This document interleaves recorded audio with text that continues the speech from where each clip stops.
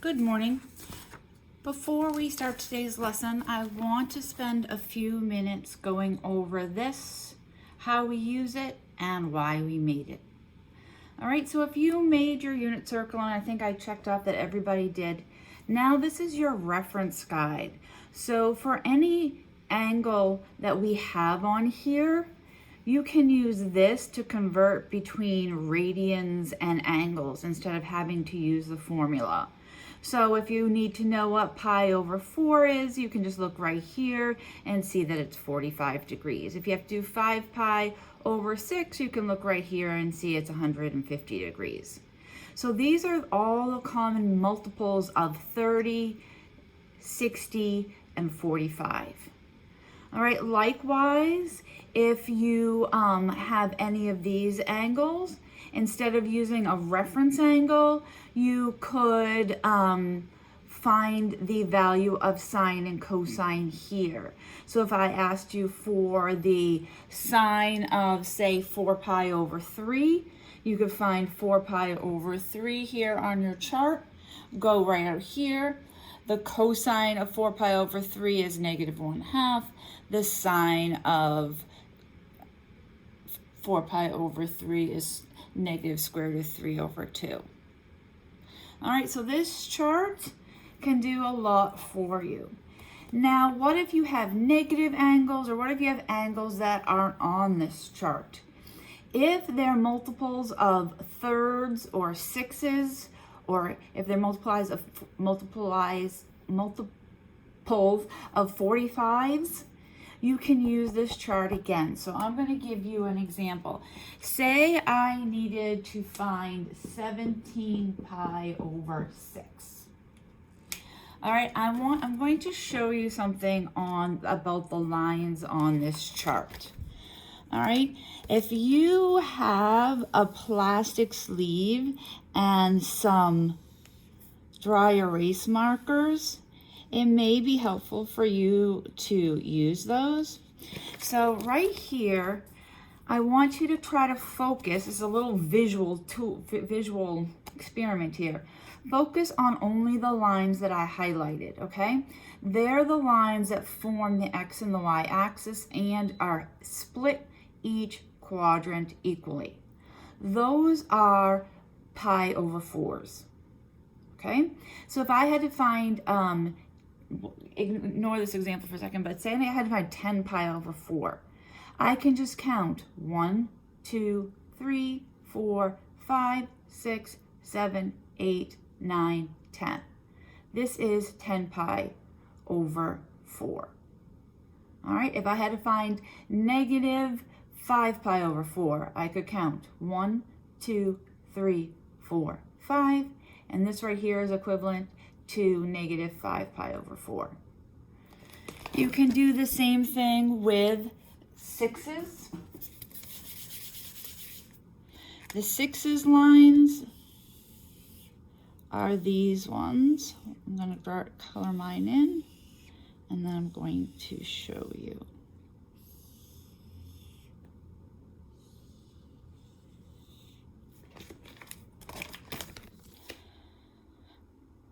All right, there, every line except the 45 lines. So if I can ignore those 45 lines and just think of the 2 x coordinates and that V that goes on either side of that 45 line, I can count by 6s. So to do 17 pi 6s, I can count 1, 2, 3, 4, 5, 6, 7, 8, 9, 10, 11, 12, 13, 14, 15, 16, 17. So 17 pi over 6 is approximately the same as 5, or the reference angle is, or the, what do we call those two angles that have the same terminal side, as 5 pi over 6.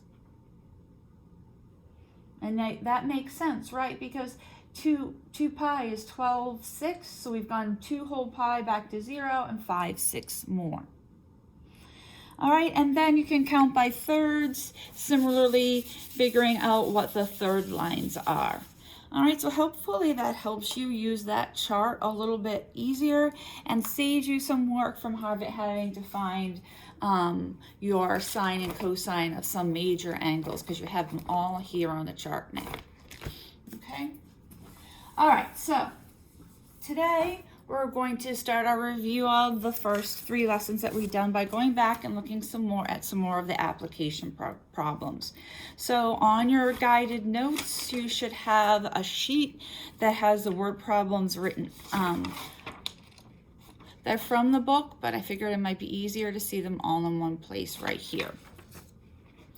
All right, so the first one that we're going to talk about, they've already drawn the triangle for you. It says you are hiking near a canyon.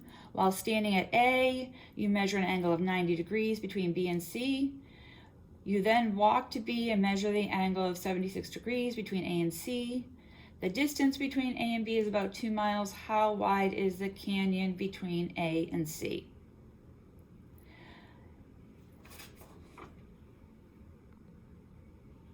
All right, so this is actually a neat way of measuring a distance when you can't measure it directly. This is like an indirect measurement here. So they're using trigonometry to measure the distance across a ravine that they can't normally measure. So our triangle, if I just draw the triangle from the picture, is a right triangle.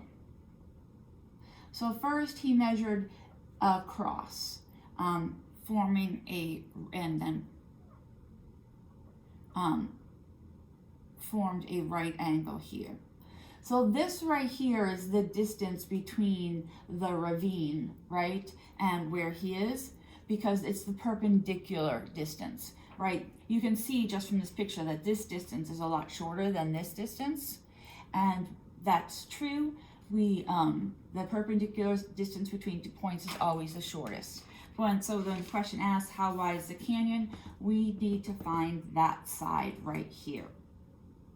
All right, but he's on here, on this side. He can't measure those, but he can measure between here, and that's 2 miles. He can have a tool that he can measure what this angle is right here, and that was 76 degrees. So now you can use trigonometry to find the distance between. So the side I want is the opposite side. I have the adjacent side. So I think tangent would be the best trigonometric function to use. So I'm going to do tangent of 76 equals x over 2. Multiply both sides by 2. I get the tangent of 76 equals x. I can go ahead, put that into my calculator. Hopefully you know the tangent button is to the left of the number button. You hit trig. You hit trig on your graphing calculator, and then it lists all the trigonometric functions. That came out to be approximately 8.0. So the distance is 8 miles. All right. Some other real life problems use angle of elevation and angle of depression. I think you have that in geometry, but we're going to review. So if I am standing on the ground and talking about an angle of elevation from a level surface would be here. This would be the angle of elevation. In general, we measure the angle of elevation from the ground. There are a few problems that we are doing that is using the angle of elevation from eyesight. All right, if I was using the angle of elevation from eyesight, here's me, here's my eyes, all right? My angle of elevation from eyesight would be here. So if I found that this height right here, I would have to add it to the height of me as well to get the total height of the object if I was trying to figure out what this whole length is, okay? Height of me plus my height of my triangle here, okay? Angle of depression, again, it could be from a plane, or it could be from my eyesight, but an angle of depression is like this.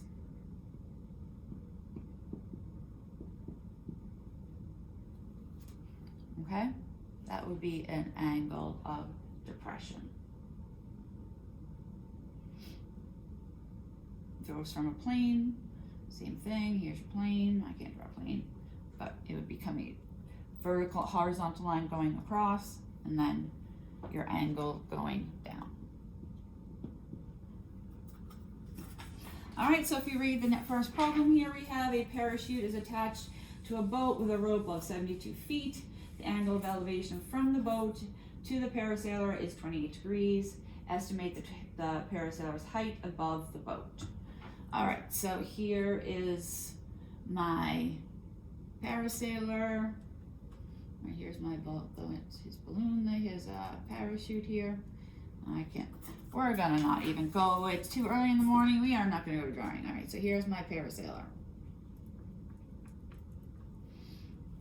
All right, he is on a 72-foot rope from my boat, okay? And the angle of elevation from the boat, so from the horizontal boat, is 28 degrees. Estimate that he is the height above the boat. So you could draw this, you could draw this in two ways. I could draw, if I draw a triangle that way, I don't really want to do that. So his height above the boat is this perpendicular distance down to the boat level. So this is the side we're trying to find right there. All right, so I have opposite over hypotenuse, so I'm going to use sine. So the sine of 28 degrees is x over 72. Multiply both sides by 72, and I get 72 times the sine of 28. And I put that in my calculator, and I got 33.8 feet. All right, so he's 33.8 feet above the boat. All right, the last type of problem that I want to show you today is using a special formula. The formula is for the distance a projectile is launched at a given speed and a given angle. All right, so you're talking about things like a how far a tennis ball goes, how far a golf ball goes, things that are hit into the air. We want to know the horizontal distance. So the formula for a horizontal distance of a projectile.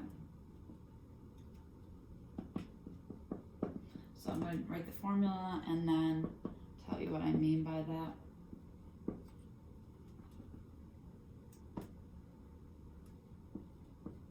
Here, D is standing for distance,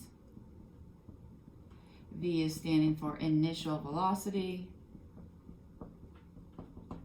and theta is standing for the angle the projectile is launched.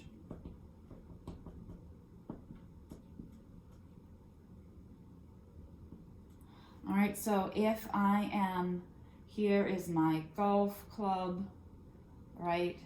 And I hit the ball and the ball goes up and lands here, I'm measuring this distance right here, the horizontal distance. Okay, that's what we're measuring, this right here.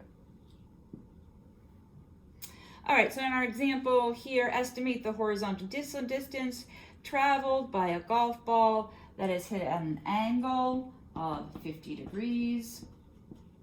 Initial speed is 105 feet per second.